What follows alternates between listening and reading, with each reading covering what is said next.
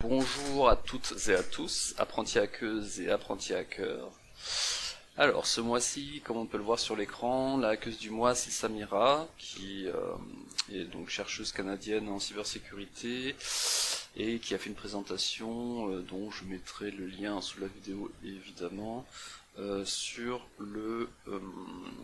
les sandbox dans les navigateurs. Et du coup, ça m'a fait penser qu'on n'a jamais parlé sandbox étonnamment sur Hackside. Donc, ce sera chose faite avec cette vidéo. Par contre, elle s'est focalisée sur les sandbox navigateurs. Moi, je vais rester au niveau sur les sandbox au sens large. Et pour cela, du coup, on va s'attaquer à un Sherlock, une enquête d'investigation numérique, puisque ça faisait longtemps qu'on n'en a pas fait et je voulais en faire une ce mois-ci.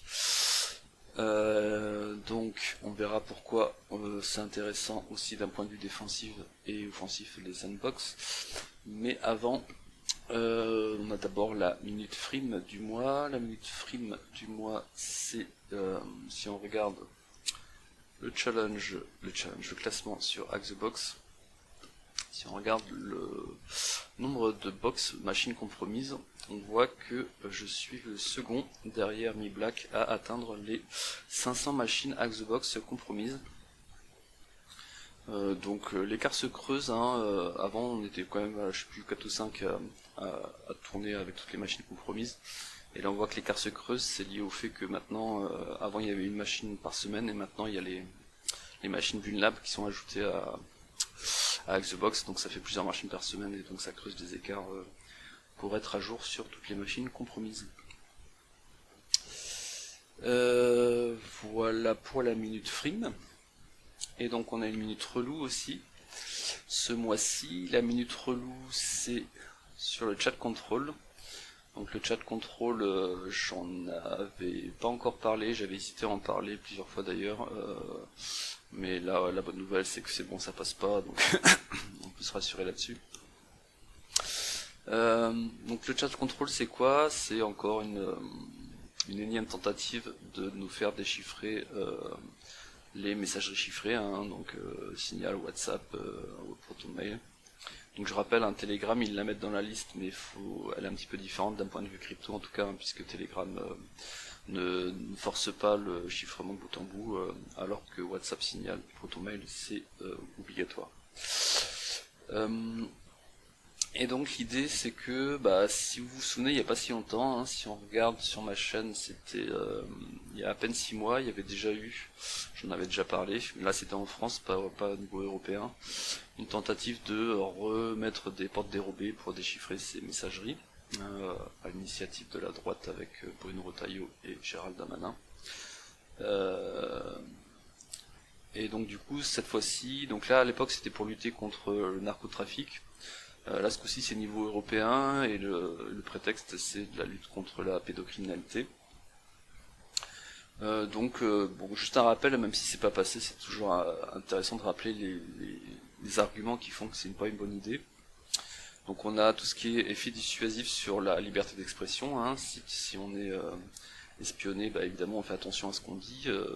Prenez par exemple quand vous êtes en réunion au travail et que c'est une réunion via Teams et que le Teams est enregistré, évidemment vous faites plus attention à ce que vous dites par rapport à parler librement dans un café à quelqu'un.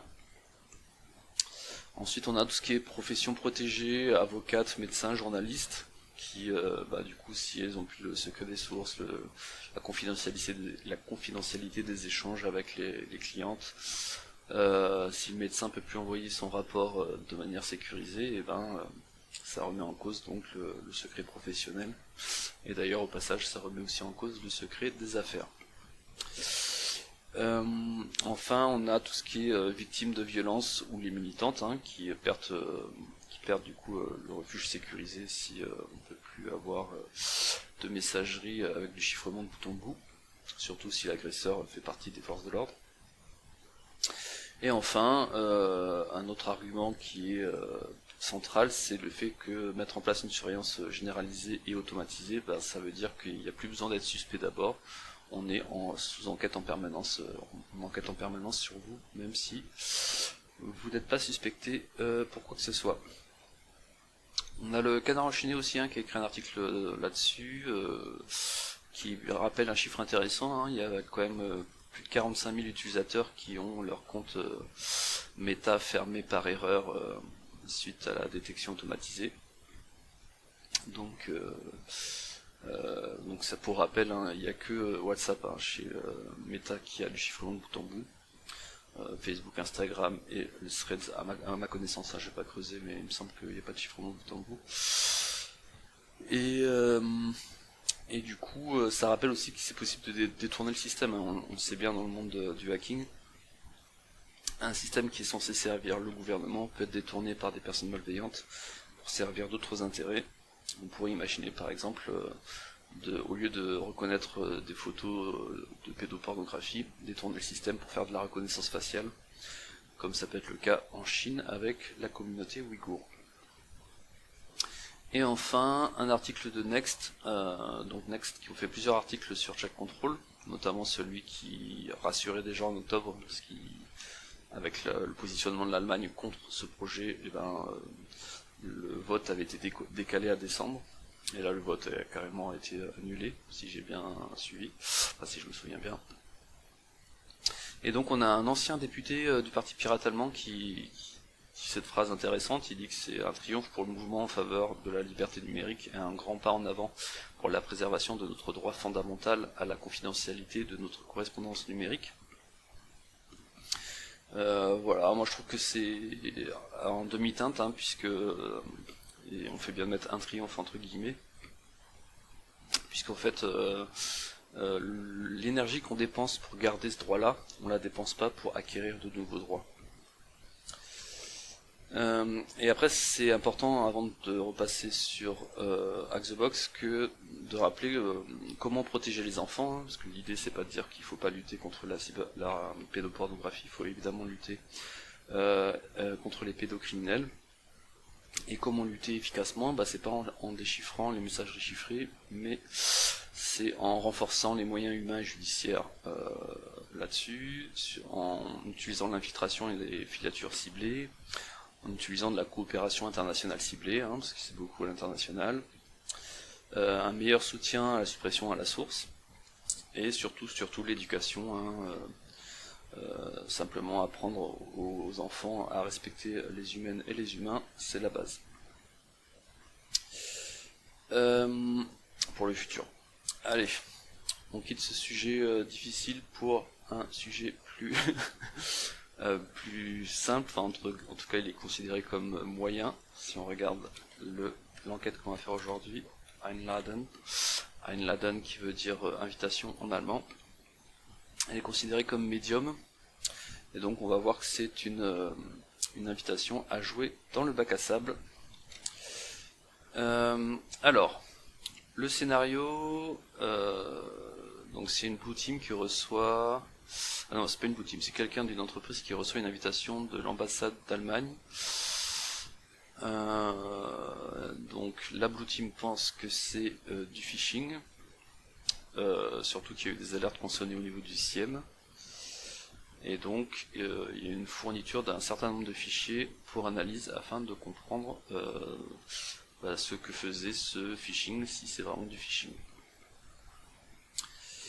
Donc quand on télécharge le fichier ici, avant download, on se retrouve avec le fichier unleiden.zip. Si on le déchiffre et dézip en même temps, on a deux fichiers, un danger.txt et un malware.zip. Le danger.txt, c'est pour rappel, c'est un vrai malware, donc ne jouez pas avec sur votre machine, hein, utilisez une machine virtuelle d'investigation. Et quand on déchiffre et dézip l'archive malware.zip, on se retrouve avec un dossier suspicious files. Et si on va dans ce dossier, on voit qu'il y a un certain nombre de fichiers très avec quasiment aucune extension pareille, très variés. Donc on voit qu'on va devoir jouer avec pas mal de technos différentes. Alors, si on regarde la première question de cette enquête Sherlock, il demande simplement le SHA-256 donc le condensat du fichier zip. Donc bah ça c'est relativement très simple, hein. Si je mets ça ici, je fais juste un chat 256 du fichier invitation farewell emp.zip et j'ai la réponse à la première question. Mais bon, pas tout être aussi simple, mais on commence simplement, puisque c'est important dans une investigation, de faire des condensats pour être sûr qu'on parle du même fichier. Alors la seconde question, c'est donc ce fichier zip contient un fichier HTA, donc il est déjà décompressé, ou c'est moi qui l'ai fait, je sais plus. Donc quand on décompresse le zip, là on se retrouve avec le fichier invitationfarewell.hta. Ce fichier HTA crée plusieurs fichiers, et l'un de ces fichiers est signé par Microsoft. Il demande quelle est la variable dans le code HTA qui contient ce fichier signé. Donc là ça devient un peu plus complexe. Donc pour information, hein, si on trace de bout en bout l'infection, en fait donc le mail reçu, d'ailleurs ça pourrait être pas forcément par mail, ça pourrait être aussi simplement comment on appelle ça, enfin de l'infection via de la navigation quoi. Parce qu'en fait si on navigue sur la page web qui héberge downloader.html, mais en fait celle-ci elle va faire télécharger le .zip automatiquement qui va se décompresser pour avoir le HTA et après ça lance le HTA. Ça c'est la chaîne de compromission. Et si on regarde un peu donc ce HTA, si je fais more investigation farewell HTA, je vais mettre ça en grand. On voit donc du JavaScript avec beaucoup de chiffres. Ah, j'ai passé un endroit où il y avait autre chose que des chiffres. Et là on voit du coup que les chiffres ils sont mis dans une variable et après ça génère avec ces chiffres un fichier binaire. Donc là on voit par exemple qu'il y a un fichier mso.dll et il va y en avoir comme ça plusieurs, et a priori 3 puisque la question parle de 3 fichiers. On a le msoev.exe et je viens de passer un troisième, le apbi machin chouette.dll.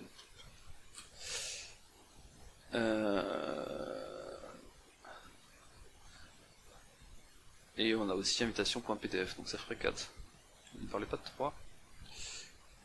Ah non, c'est moi qui déraille. Ok, donc lequel de ces 4 fichiers est un fichier signé par Microsoft? La solution c'est simplement le plus rapide là, c'est simplement d'envoyer sur VirusTotal l'ensemble des 4 fichiers et de voir celui qui sonne. Donc pour gagner du temps, je vous le dis de suite, je spoil, c'est le MSOEV qui est ici déjà fourni, qui va sonner. Donc je vais aller sur VirusTotal pour montrer. VirusTotal.com. Bim. Si j'envoie le fichier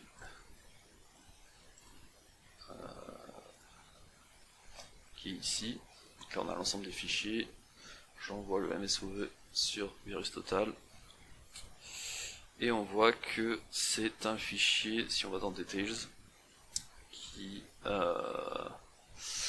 est bien signé avec une autorité de certification appartenant à Microsoft. Donc la réponse est bien MSOEV. Ah non, la question c'était la variable. Donc là nous on a trouvé que c'est bien le fichier msoev.exe. Et donc on cherche la variable qui stockait ce fichier. Pour ça on fait un petit grep simplement. Hop. Ici j'affiche le point HTA et je grep avec le numéro de ligne, mais surtout avec un C7, c'est-à-dire je regarde cette ligne avant et après l'endroit où apparaît msoev.exe. Et on voit que la variable, donc là c'est le pass, donc c'est pas le contenu binaire en lui-même, le contenu binaire, il faut remonter tout au début de cette longue suite de chiffres. Il est là, et on voit que c'est bien la variable msoev qui va permettre de d'écrire le fichier msoev.exe sur la machine cible compromise, enfin celle qui exécute, qui s'est fait avoir par ce malware, logiciel malveillant ou logiciel malfaisant. Ok, tâche 3, l'agent de menace a envoyé une invitation depuis une ambassade de quel pays? Ça c'était écrit dans le scénario, hein, c'est l'Allemagne, donc bon, il n'y a pas trop besoin de faire grand chose. On peut passer directement à la tâche 4. La tâche 4, le malware communique avec un domaine qui héberge un chat. Quel est ce domaine? Donc là, vu qu'on parle d'un domaine de chat, quand on regarde les nombreux fichiers qu'on a, on voit qu'il y en a un, c'est un PCAP, donc a priori PCAP capture réseau, c'est le meilleur endroit à regarder pour avoir le domaine. Donc on imagine que, parce que c'est vrai que c'est pas noté, mais bon, généralement quand le SOC fournit des fichiers pour investigation, si un PCAP c'est la capture au moment de l'infection. Donc analysons cette capture avec Wireshark, puisque c'est un PCAP.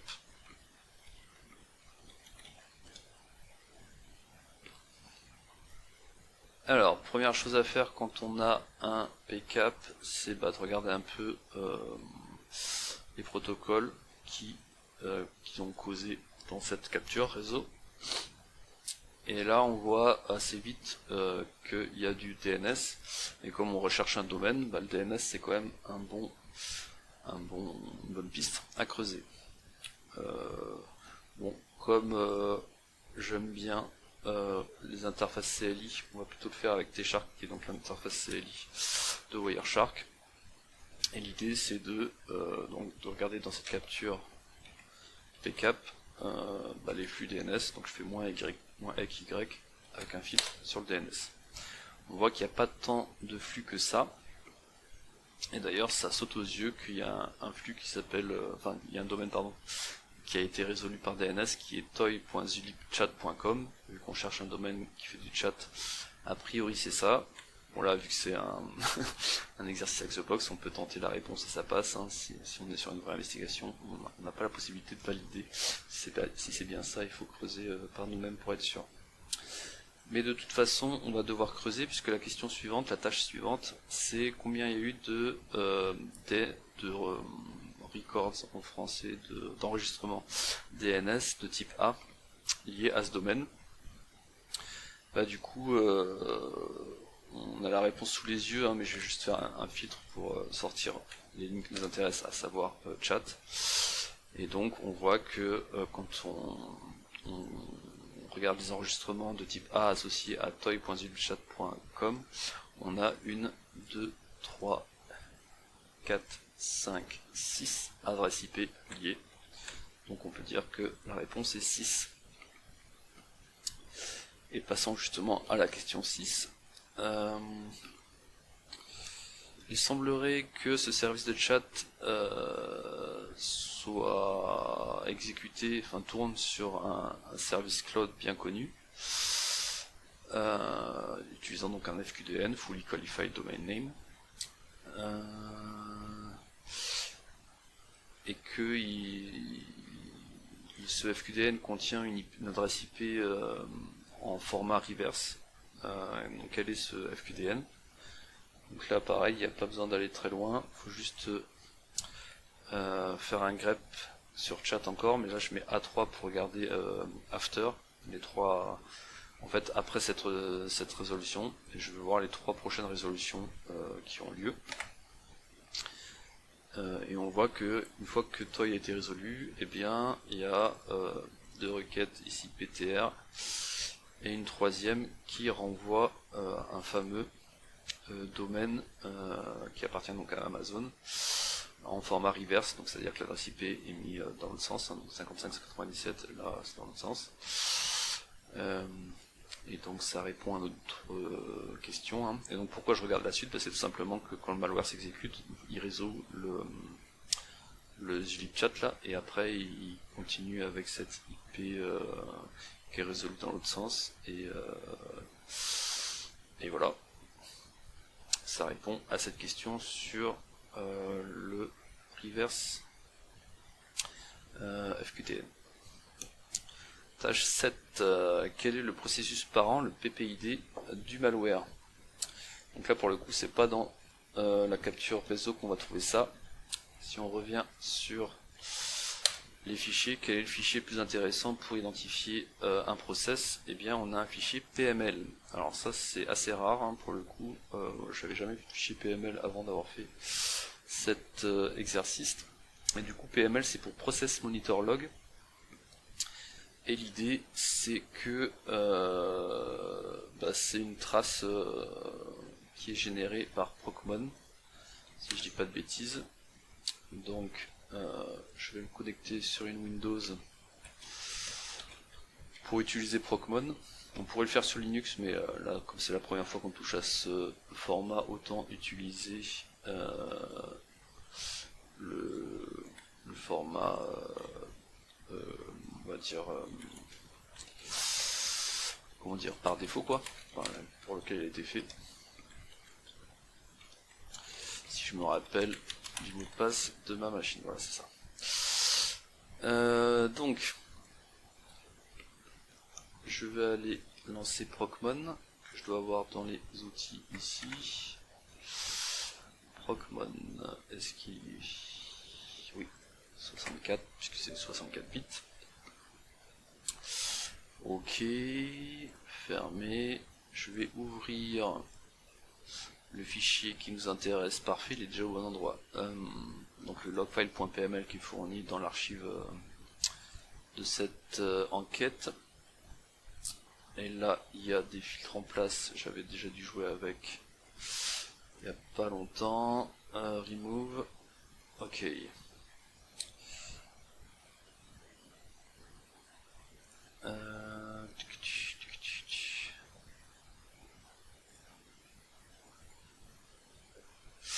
Donc là, Procmon, pour rappel, hein, donc c'est vrai que on n'a pas forcément parlé déjà sur Acksize, hein, donc c'est comme son nom l'indique, un Procmon, donc processus monitoring. C'est un outil qui surveille donc les process et qui génère des traces. Donc ça peut être des traces de type, donc c'est sur Windows uniquement, hein, et donc des traces de type activité avec la base de registre, des traces du type activité avec le système de fichiers, des activités réseau, les activités process et thread, hein, donc c'est ce qui va nous intéresser ici, et profiling events, des données un peu plus métadonnées associées. Je sais plus si on va en avoir besoin sur cet exercice. Donc toujours est-il que nous on cherche le PPID, hein, donc l'idée c'est d'identifier le process parent du malware. Donc comme on l'a vu tout à l'heure, hein, on sait que le malware c'est msoev.exe, hein, celui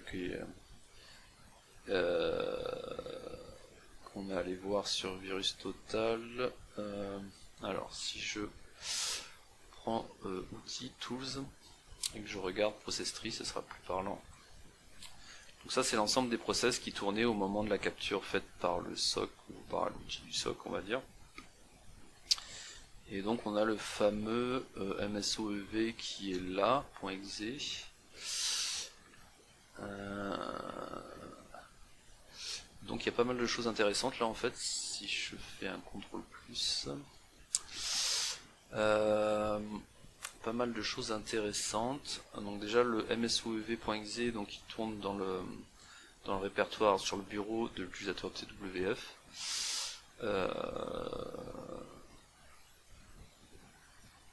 Ce qui est un endroit un peu bizarre. J'aurais plutôt vu ça dans le téléchargement, surtout que le malware est... Ah, remarque que le malware a codé pour que ce soit sur le bureau. Pourquoi pas. Donc on cherche le PPID, au fait, là je me perds un peu. PPID...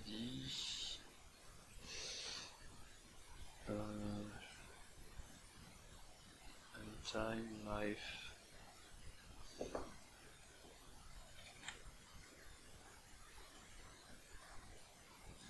PPID on l'a ici. Pourquoi j'ai pas le PPID? PPID là. Il doit y avoir un format.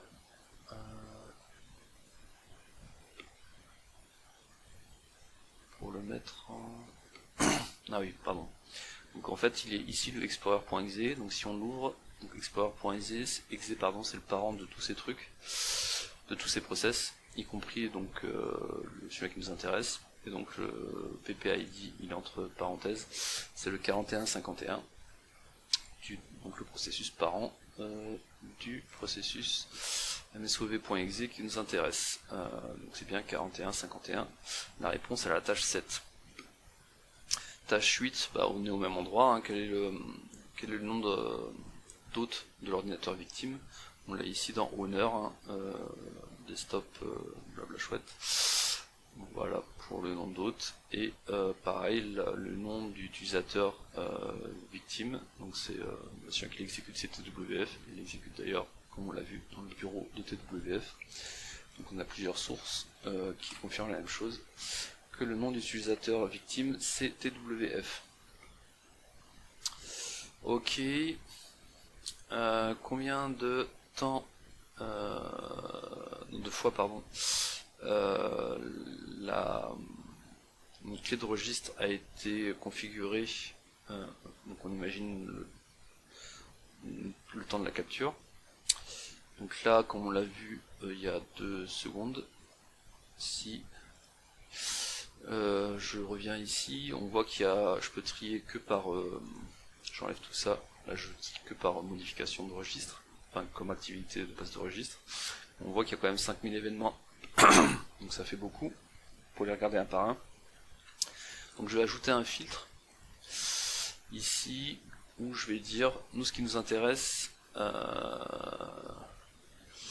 c'est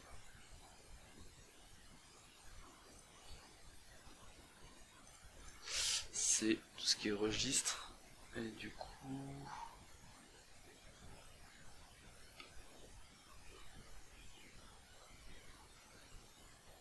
Si on va dans Operation, on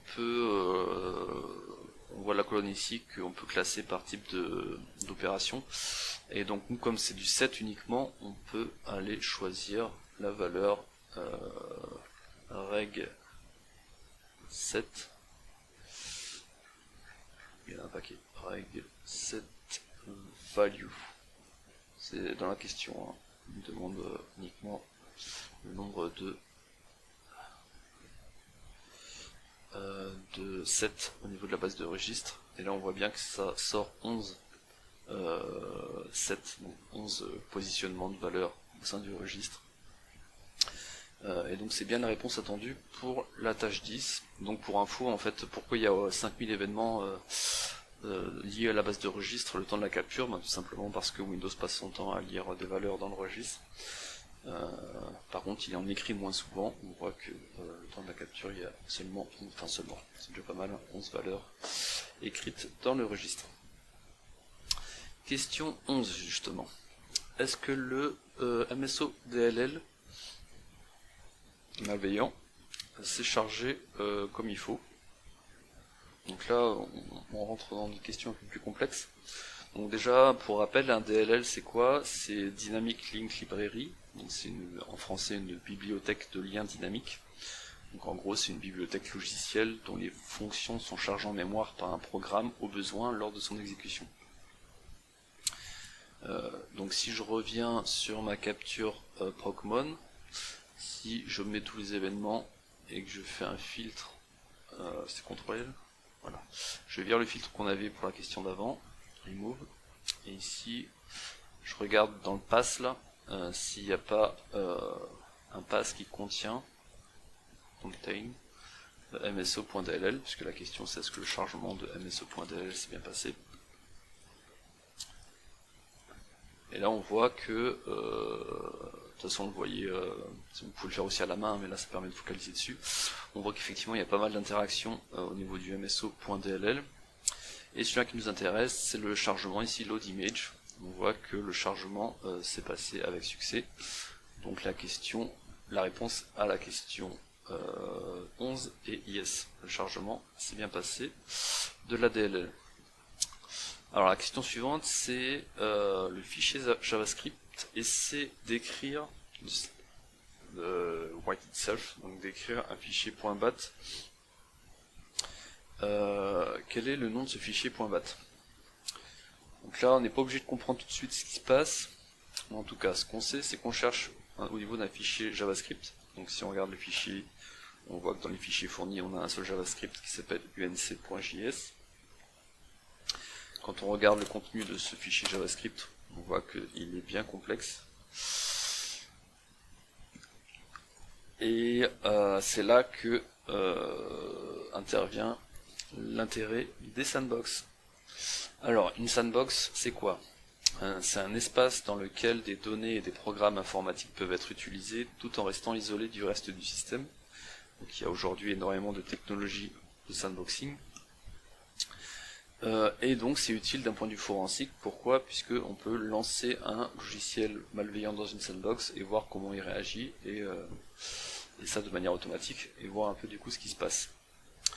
Du coup l'idée ici c'est que on a un JS qui est compliqué à analyser. Donc, ce qui serait intéressant, c'est de voir s'il n'y a pas déjà quelqu'un qui s'est amusé à analyser ce JS, ou une sandbox qui a été utilisée pour analyser ce JS. Donc si je regarde le condensat MD5 de ce fichier, c'est ça. Et donc si je cherche ça dans un navigateur, on va le faire ici, on avait déjà Aristotle. Donc je cherche ce hash sur DuckDuckGo par exemple. Est-ce qu'il n'y a pas déjà quelqu'un qui a analysé un malware qui utilise ce hash? Eh bien, là, à chaud, il me parle de trucs qui n'ont rien à voir. Ah, si je force sur tous les résultats qui contiennent ce hash, il y en a beaucoup moins, il n'y en a qu'un, c'est app-any.run, hein, donc un outil pour faire du sandboxing en ligne. Donc en gros, si on a un compte, je sais plus si c'est gratuit ou s'il faut un compte payant, mais dans tous les cas, on envoie un binaire et il l'analyse. Voilà. Et donc si je le lance, je pense qu'il va mettre 3 plombes.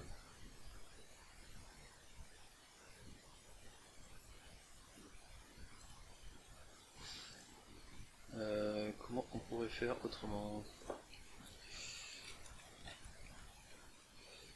Si je regarde sur Google, je vais arrêter celui-là parce que celui-là il a un script qui met 3 plombes. On nous donne un deuxième résultat. Ouais, je pense que celui-là ça va être mieux parce que là c'est l'autre, je crois que c'est il lance le rapport, l'analyse, alors que lui le rapport est déjà généré. Ok, donc là on a un rapport d'analyse de ce JavaScript compliqué à analyser. Donc si quelqu'un l'a déjà fait avant nous, c'est parfait. D'ailleurs c'est pas si vieux, 2025. Alors la question c'était quoi?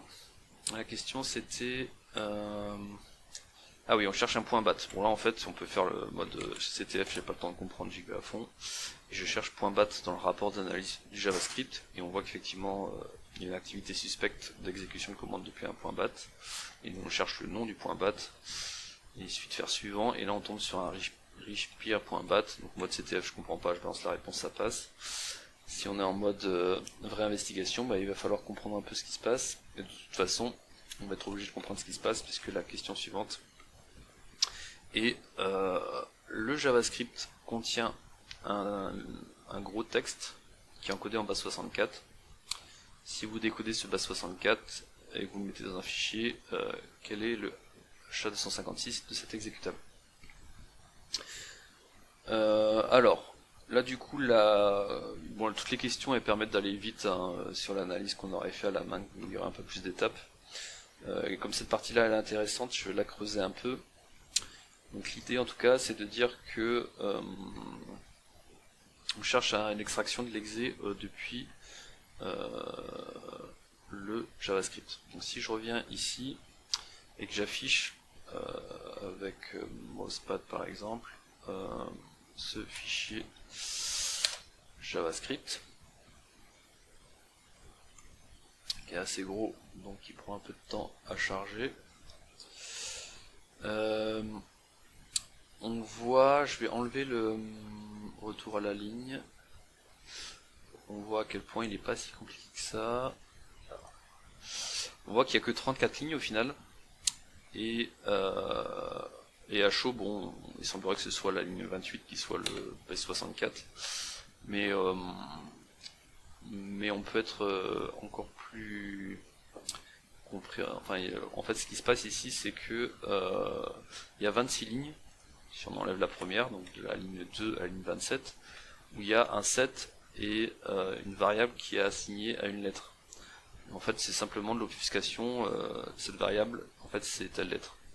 Donc, il suffit que je fasse CTRL R, donc je fasse remplacer tous les pourcents advisor machin truc matter %, ici en fait, et ça je les remplace, donc ça c'est un N, tout remplacé, et on voit que tous les pourcents machin ont été remplacés par un N. Et si je fais ça avec toutes les lettres, donc là je remplace par un S, tout remplacé, il y en a 4, etc. Donc pour aller plus vite, je vais pas faire les 26 pendant l'exercice, mais pour aller plus vite, une fois qu'on a fait les 26, on se retrouve avec... où c'est que j'ai mis ça? Einladen. Je vais mettre ça ici. C'est celui-là peut-être. Voilà. Une fois que j'ai fait les 26 lettres, que j'ai remplacé tous les pourcents, ça c'est au début, et une fois que tous ces pourcents ont été remplacés, ces variables, sur la ligne 29 à 32, on se retrouve avec ça. Et ça du coup c'est le code qui nous intéresse. Alors, du coup on est plus sur du JavaScript là au fait. Et comment ça se fait qu'on est plus sur du JavaScript? Eh bien parce que c'est un polyglotte. Alors comment on sait ça? Là on peut le savoir en regardant justement le fait que dans le rapport on voit qu'il y a une commande exécutée qui copie le JavaScript en fichier bat et qui exécute le bat. Donc en fait le fichier JavaScript est polyglotte, c'est-à-dire qu'il est à la fois compréhensible par du JavaScript mais à la fois compréhensible en format .bat.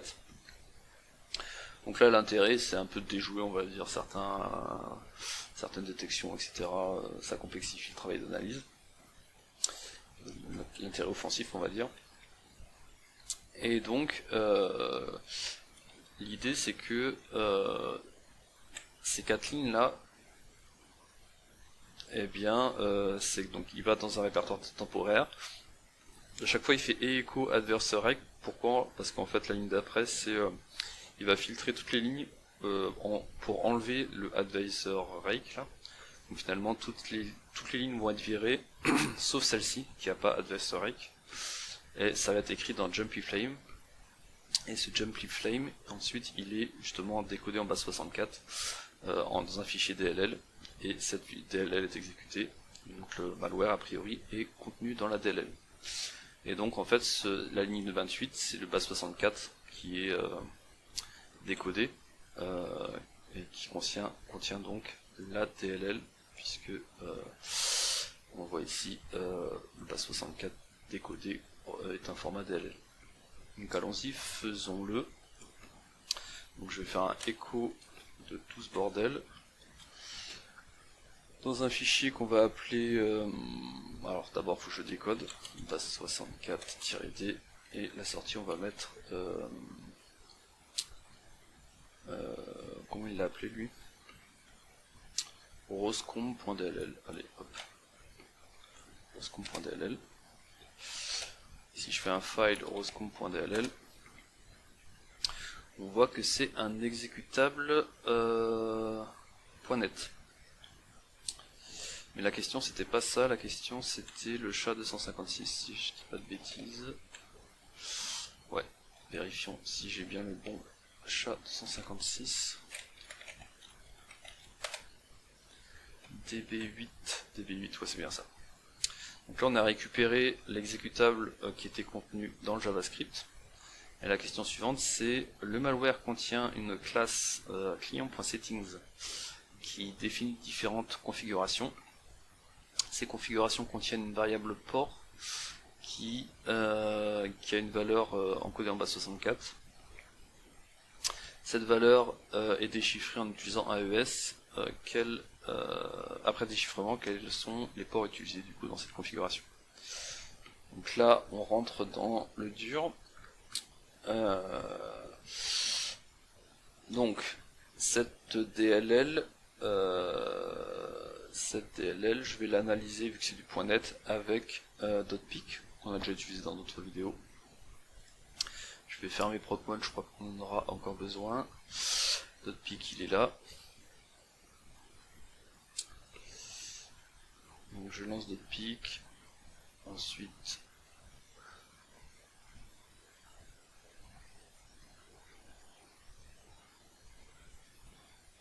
un peu de temps dis donc.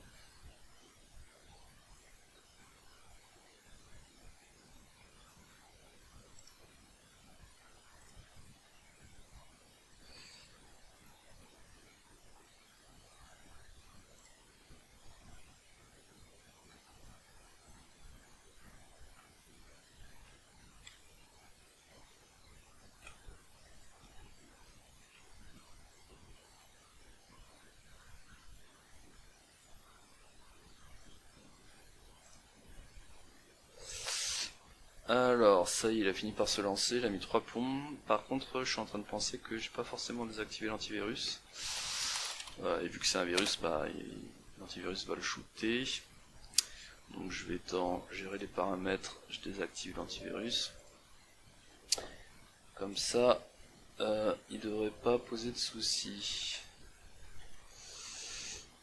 Ok, je ferme ça, et là je vais chercher File, Open.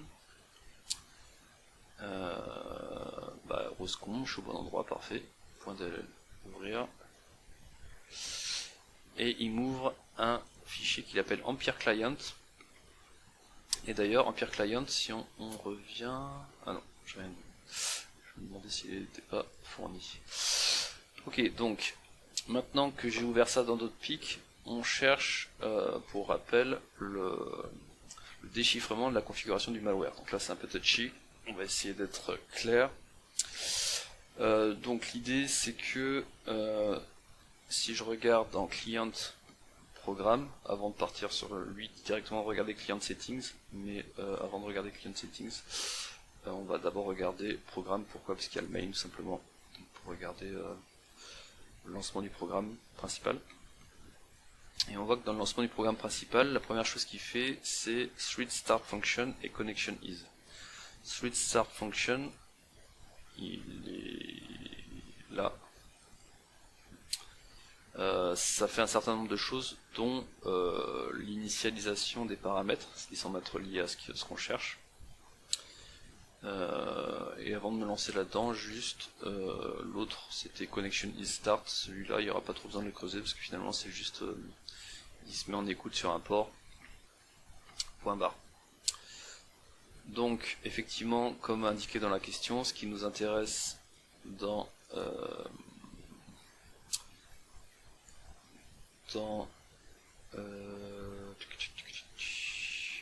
ce programme, c'est l'initialisation des variables qui est fait dans thread start function. Et thread start function, il dit que il faut regarder dans settings, et settings il est là. Et on retrouve effectivement les variables en base 64 chiffrées en AES 256, puisque ça parle d'AES 256 ici. Donc on est bien dans client.settings, on a bien les variables codées. Alors là du coup il y a deux solutions. La première et la plus simple, c'est d'utiliser l'analyse dynamique. Ce qu'on va faire de suite avec DNSPy. On va voir qu'on est un petit peu chanceux, mais on va le voir après. Faisons comme si on n'avait pas fait encore attention. Donc je lance DNSPy. Alors DNSPy, je sais jamais où il est dans tout ce bordel. il est là. Je le lance en x86 parce que c'est un 32 bits exécutable. Ok, donc là je vais sur, je fais fichier ouvrir.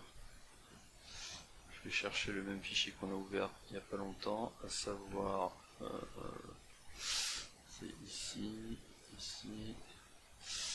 avec the box, on est sur Einladen, suspicious file, roscom.dll. Donc là, faites ça sur une VM, parce que là on exécute du code malveillant sur une machine, dont on a désactivé l'antivirus, sinon on ne pourrait même pas l'analyser. Donc il est là, le empire.client, et donc nous on était sur client.settings, qui était dans settings. Ok. Voilà, elles sont là. Le port, c'est celui qui nous intéresse.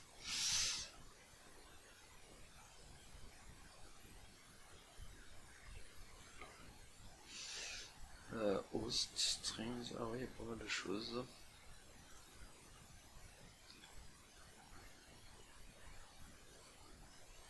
Et ici, on retrouve le programme avec le mail. Ok. Alors. Du coup, en fait, ce que je vais faire, tout simplement, pour pas m'embêter, je vais faire un breakpoint sur... Donc ce qui nous intéresse, c'est le port ici, donc je vais faire un breakpoint un peu avant. Et puis après, comme ça, on avancera pas à pas dans ce process. Donc allons-y, démarrer.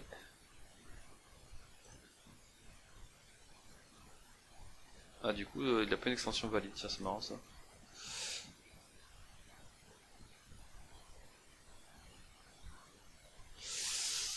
Ok, et donc là, pas à pas, c'est F10. Et là, on voit qu'il passe à la valeur suivante en affichant ce qui est retourné. Je refais encore à F10. Là, on arrive à la valeur qui nous intéresse. Donc, est-ce qu'en passant à la suivante, elle sera déchiffrée? Oui. Donc là, du coup, vu qu'on a en mémoire, il a chargé la clé qui va bien, etc. Donc, on peut récupérer les valeurs de cette configuration de port. Donc on voit qu'il utilise 4 ports, 666, 777, 1, 5, 5, 4, 4, qui correspond à la réponse de la question.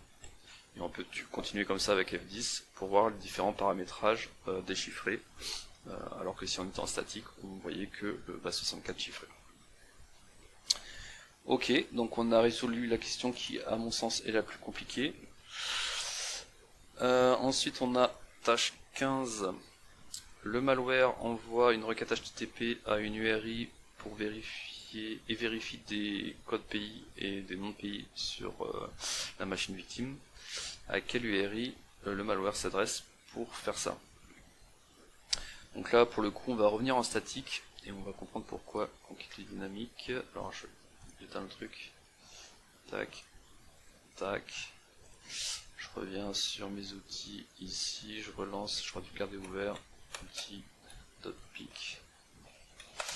Bim. Mais je pense qu'il sera par contre déjà chargé au bon endroit.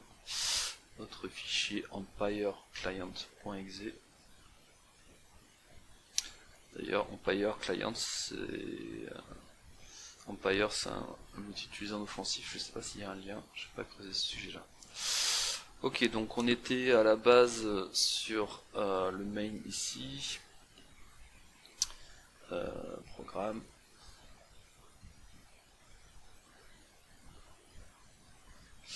Voilà, donc on a pas mal creusé Street Start Function Connection Is.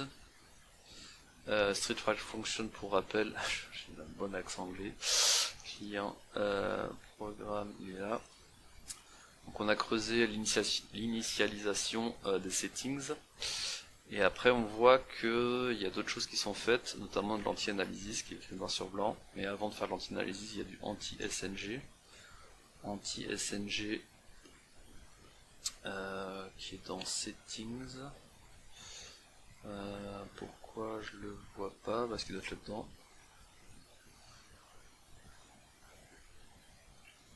Non. packet, client algorithme, handle packet, helper, ah tiens il est là, anti-SNG. Ah bah voilà.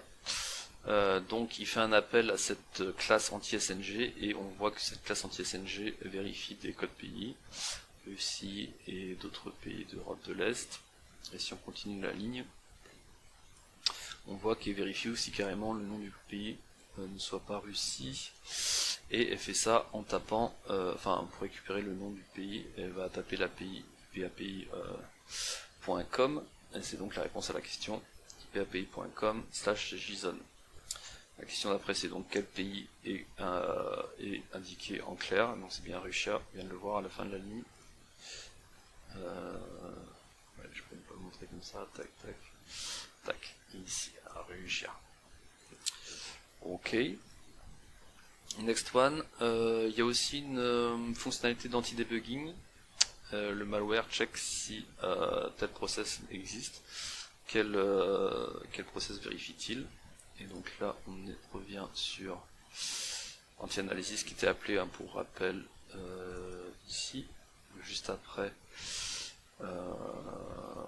le anti-SNG, anti-analysis. Et ici, on voit que anti-analysis vérifie un certain nombre de choses, dont si un process DNSPy qui tourne. Donc la réponse est bien DNSPy, et du coup la question c'est comment ça se fait que j'ai pu analyser avec DNSPy justement ce malware. Tout simplement parce que j'ai pas été jusque là. Ici, si on regarde le thread, ici, moi j'ai analysé cet appel de fonction là. Par contre plus tard, le programme aurait eu un comportement différent de la normale en arrivant ici. Voilà pour la tâche 17. Il nous reste plus que deux tâches, 18 et 19. La 18 c'est donc pour la persistance, le malware est écrit dans une clé de registre. Clé de registre très classique puisque c'est conversion run. Mais bon, ça on ne sait pas encore. Donc là, la question c'est justement de savoir dans quelle clé de registre il écrit pour la persistance, sachant qu'il est écrit en reverse. Donc pour ça, on continue l'analyse de ce malware.